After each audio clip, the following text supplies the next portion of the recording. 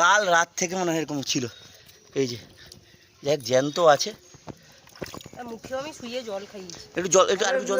অনেকদিন পর ব্লগ শুরু করছি। এখন প্রায় কটা দেখুন, ঘড়িতে প্রায় 2:15 বাজে, মানে এটা দুপুর।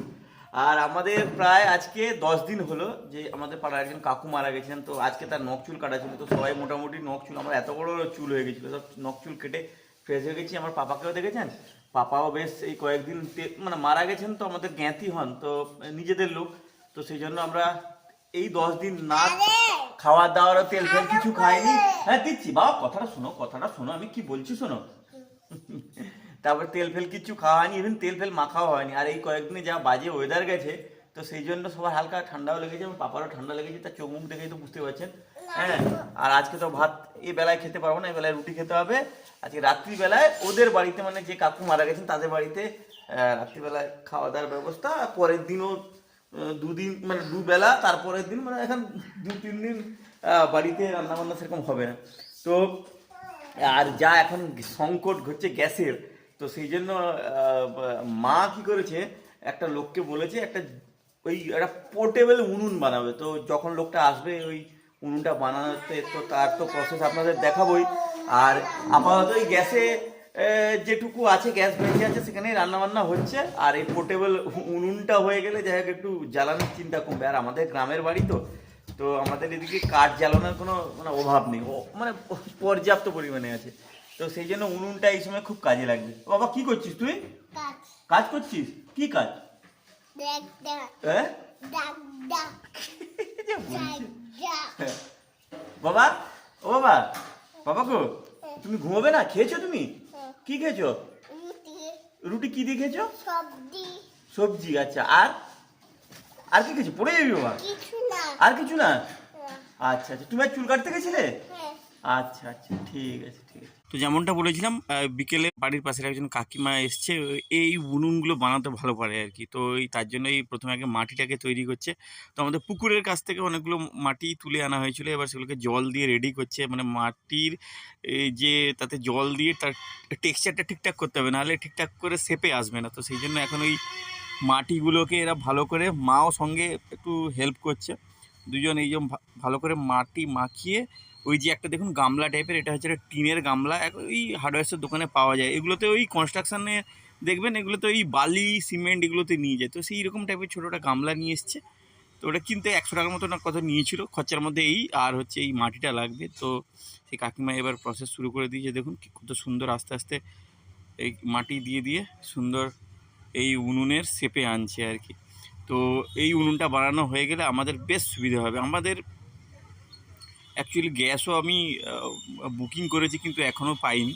এই দেখুন বলতে বলতে তার বানানো শেষ হয়ে গেছে। দেখেছেন কত সুন্দর একটা উনুনের শেপ চলে এসছে। এবার এটাকে একটু রোদে ভালো করে শুকিয়ে নিতে হবে।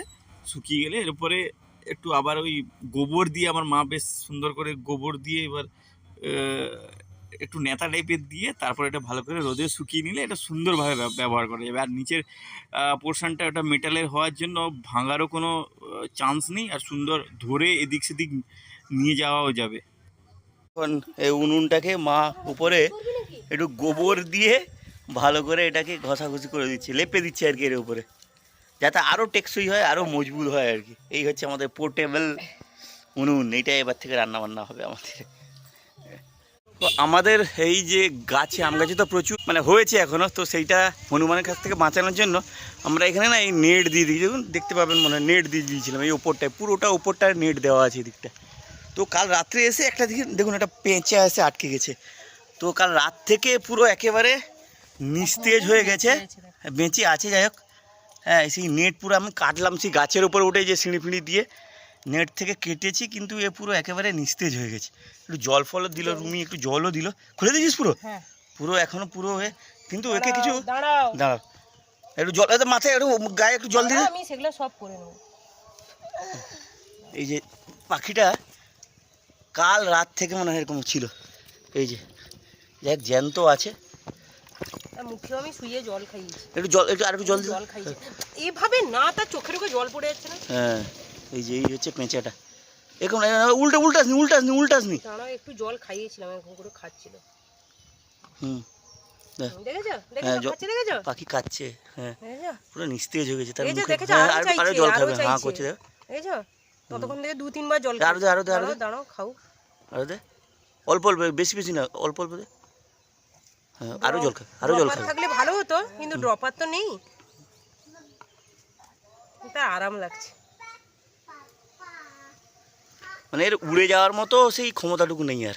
আর দাঁড়া, এখানে একটা নেট আছে, এই যে তা বুঝতে পারবে না, না বসু বসু দাঁড়াও তার পুরো একেবারে আড়ষ্ট হয়ে গেছে। না না, আর একটু পায়ে আছে, পায়ে আছে নেটটা। কোথায় হ্যাঁ হ্যাঁ, সে রাস্তা থেকে এখনই লাগলো দাঁড়াও এই এই হচ্ছে পেঁচাটা, দেখুন দেখুন, দাঁড়া, যা ভাগ্যিস বেঁচে আছে, এখনো survive বেঁচে করতে আছে। পারবে, হ্যাঁ, এখনো সার্ভাইভ করতে পারবে। কি রে বাবা, আর আমাদের ঘরে বদমাসটাকে দেখুন, লাফালাফি দাপাদাপি।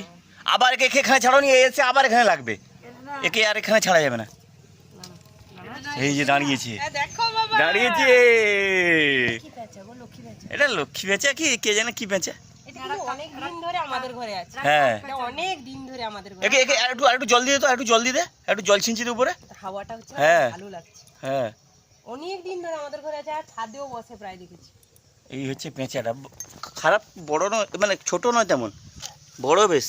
একটু ছাড় দেনা না, কুয়া তো খুচুকুচি মার দেবো এই ঘরে মানে এই হচ্ছে পেঁচাটা, দেখি। ভালো লাগছে বাবা, হ্যাঁ, সেই জন্য কথা বলতে গেলে আর একটু জল দিয়ে দিকে, আর জল খাবে কিনা দেখ, আর একটু জল। খাবার খাই কি? পেঁচা অসুস্থ? হ্যাঁ, তুমি কি ওষুধ নিয়ে আসবে পেঁচার জন্য? হ্যাঁ, আচ্ছা আচ্ছা, ঠিক আছে। এটা কি এরা কি খাবার খায় কি?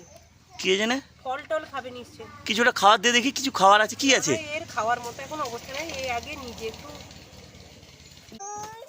হ্যাঁ, পাখি অসুস্থ, আমার কোলে বসবে, দিয়ে পাখিকে দেখবে। হ্যাঁ, তোমার ভয় লাগছে না পেঁচাকে দেখে? ভয় লাগছে?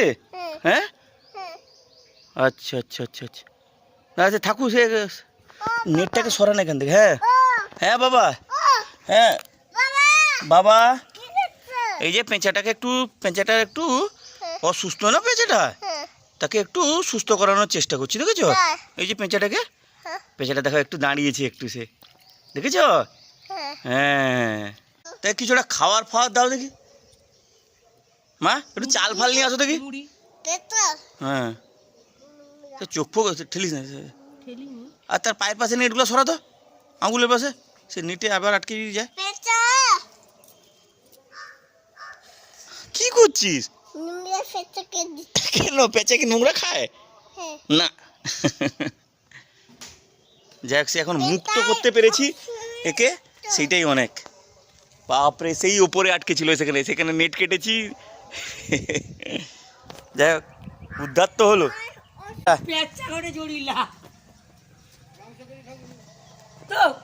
এই হচ্ছে, তুই এখানে বস।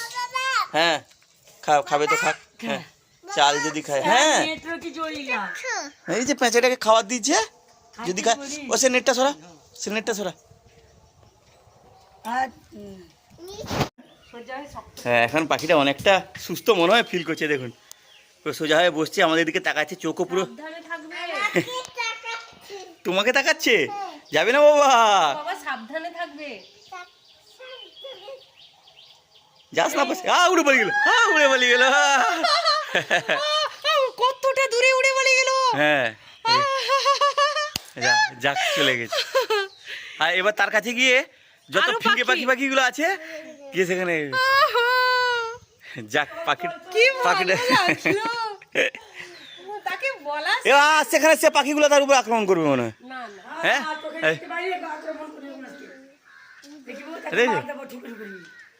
যাই হোক, কাকি আছে তার পাশে, আবার উড়ে চলে যাবে।